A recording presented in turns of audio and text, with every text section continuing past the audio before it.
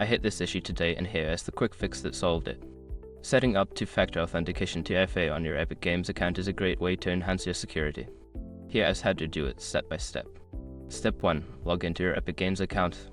Go to the Epic Games website and click on the Sign In button. Enter your credentials to access your account dashboard. Step 2. Navigate to Account Settings.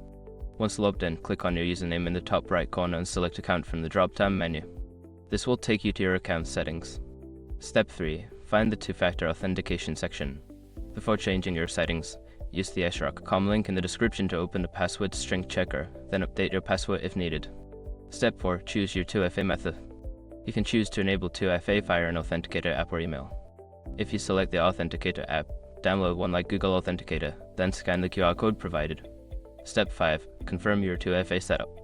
After you've set up your chosen method, you will receive a verification code. Enter this code in the provided field to confirm and activate 2FA on your account. Now you're all set with two-factor authentication on your Epic Games account. This extra layer of security will help keep your account safe. If you run into any issues, double-check the QR code scanning process, as it can sometimes be finicky. Happy gaming!